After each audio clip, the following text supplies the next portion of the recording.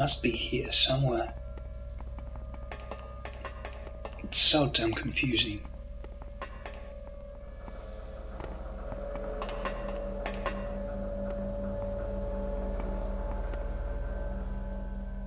Oh, turret, yeah, of course. There it is. This is by far the most heavily guarded control panel on this ship. But at this point in the game, no turret, no cramped corridor can stop me. Unless, yeah, this is really getting annoying. I have not come this far to get stuck here now.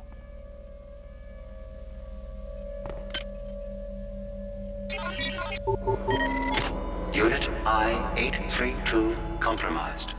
This is just This device will reverse the gravitronic generators in Pod 2. This will prevent you from clumsily disturbing The overloaded meson acceleration coil there. Now get back to your task, insect. The ship must be cleared, and my patience is dwindling. the whole thing about mesonic acceleration coil smells kinda bullshit to me. Yeah, the hippie dude, Crocker, said so, but just thinking about that. Diego's there in Deck B, Bayliss there too, and those two grunts with their badass weapons and such aren't clumsy enough to set the explosion themselves. I mean, there already been some fighting there, and this device was rigged far before, even before the little mission of mine started. Both Bayliss and Diego were there before me, and they went through the area where the coil is and nothing happened. So what's the deal? Should it blow or not? So if these devices were rigged electronically, Showdown could do that easily. There's no Xerxes on Rickenbacker. At least there shouldn't be, since it's a trioptimum AI and this ship's military vessel, separate from Von Braun and everything. Nothing should be stopping her from executing her will here. We carried the Vixen with us here, and she's capable of accessing any system. Remember, she restricted me from going forward until I get rid of all those black eggs for her. So why she wanted me to switch the gravity? What was her true intention?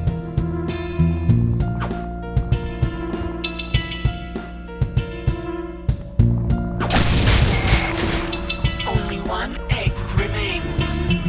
Insect, are you always this slow? Here comes the bullshit part. I think there's no danger from meson coil. She just wants me to have part in Diego breaking his neck when the gravity gets reversed. Possibly plan similar thing for Bayliss too. Well, we'll get to that. Let's carry on with our business here.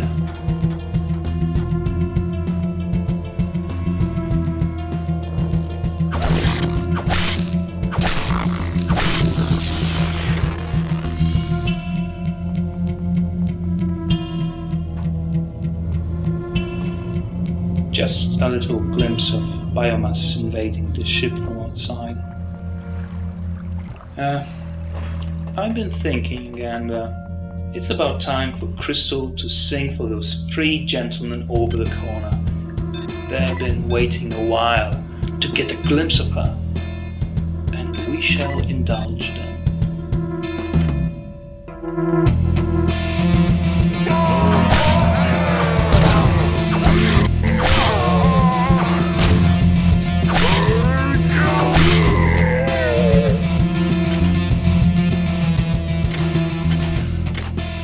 Collecting shots from those guns is just a waste of time, so I skip it.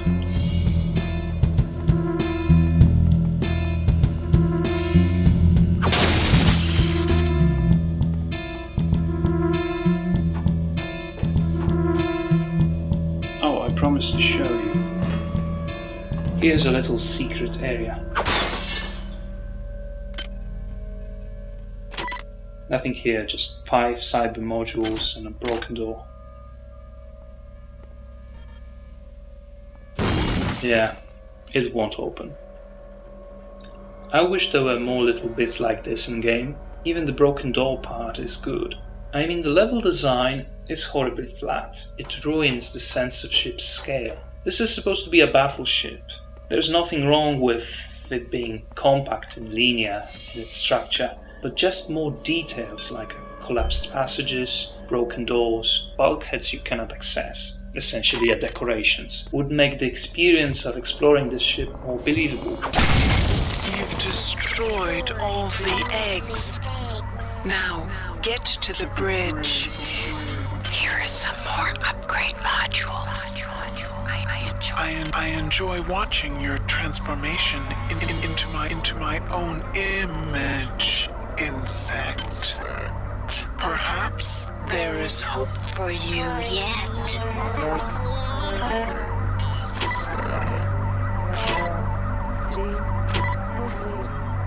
Transformation? Goggles is already a walking toaster on her behalf. Let's see what we've got in logs to hear. Until I can reverse the gravitronic generators, we're effectively cut off from Pod 2. Wozchek's email said the only way to do that is by resetting the power grid from the access station in engine cell B. Of course, he didn't volunteer to do it himself. What a goddamn mess.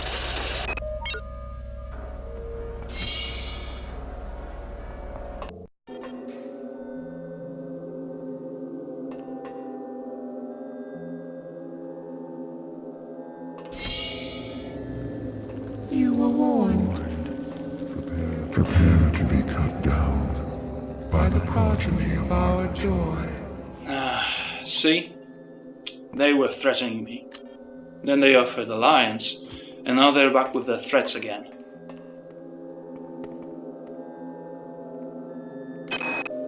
I'm so close to Rebecca, it's killing me. I'm spending some time with crew members who said they saw her. They told me to help me find her if I help them set up this transmitter. They're set on saving the Earth. I just want Rebecca. Then I'll take care of the Earth. I got to say, I like his attitude. He doesn't land far from the rest of the crazy folk around here. But in a positive way. Fuck the Earth. I'm getting my wound. That was of course an audio log picked up long before Rickenbacker.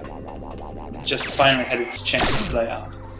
I thought Polito would be my avatar, but Polito was weak.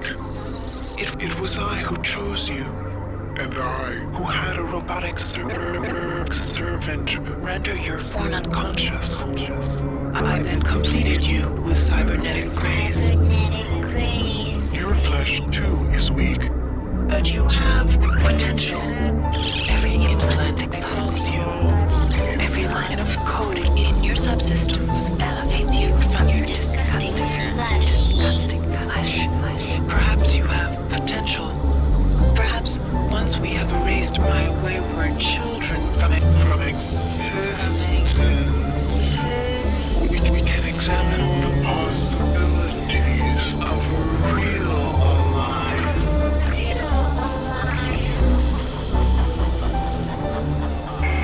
She's so happy with me, but now she starts to crack jokes. Whatever it seems, it's not a good sign.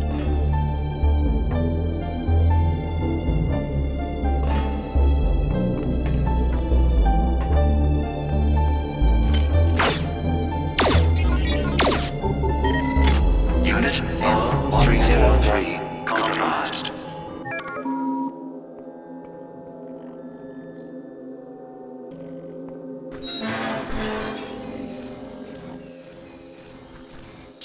Notice that the military boat appears out of nowhere. Cheap ambush. But the fusion sparky and close quarters are deadly combination, so I need to get rid of it. Using rather partisan tactics. Slash and run.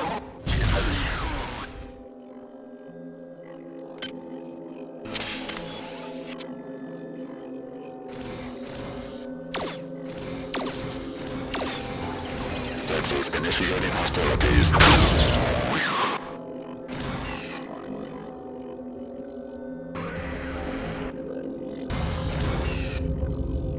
Sexes narrowing in on. Sexes.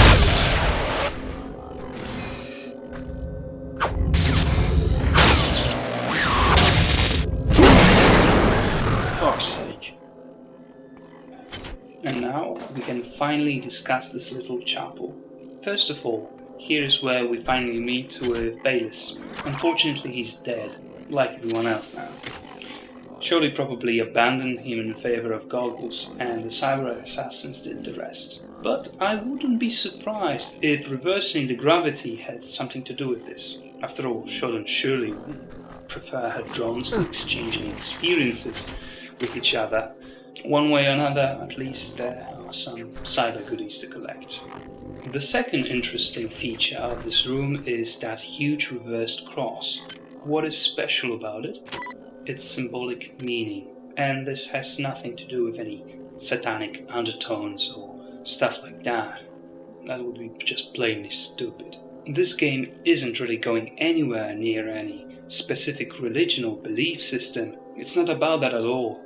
You may ask, so why they put a Christian imagery right here in this place? Well, the chapel as a chamber represents values such as faith, trust, or fidelity. It could have been dedicated to any other religion. It doesn't matter. The point is in the room being upside down. This implies that the order of things have been reversed, twisted. So now it symbolizes the opposite of those values: doubt, mistrust, and most importantly, the betrayal. This beautifully foreshadows game's ending and points out to both Bayliss and Diego's fate. The genie of Citadel Station is out of the bottle, and I am the cause. I can't bear to be Pandora, and I'm not brave enough to wait around and see the death and misery I have caused. This is my last transmission, my friend. Be careful. I think Shodan has plans for you. Yeah, and this sums up why she blown her brains out? I don't think so. Polito's suicide seems totally out of her character. She's a strong woman, system analyst, supposed to cope with AIs and their behavior. But she commits suicide because of something which is happening on the ship, and she's just partially responsible. Actually, she did a fairly good job with this, because without Shodan there would be no resistance against the many. Think about it, Delacroix, Bayliss, everyone else is basically guided by Shodan in this particular positive sense.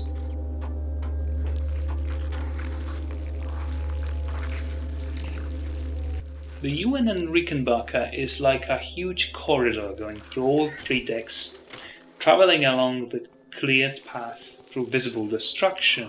The details that I was talking about previously would satisfy my need for aesthetics. You know, Valve did it right. As far as I remember, fairly realistic looking Black Mesa complex going through catastrophic events made Half-Life so special for me.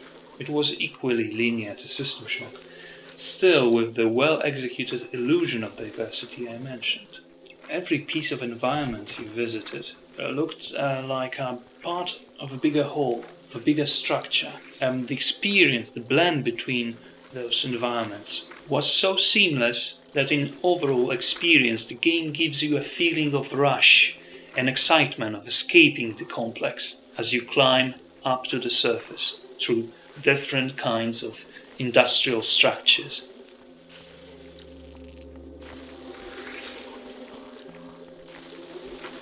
So, here's the spot. Diego's body lies here, just below the surgical bed, from which he contacted us in episode 31. According to Shiva's guide, available on Strange Bedfellows, which by the way now goes under the name systemshock.org, William Diego died from, quoting, a combination of self-surgery, gravity reversing on him, and spiders eating him. End of quote. Yeah, I got to say, that's pretty accurate.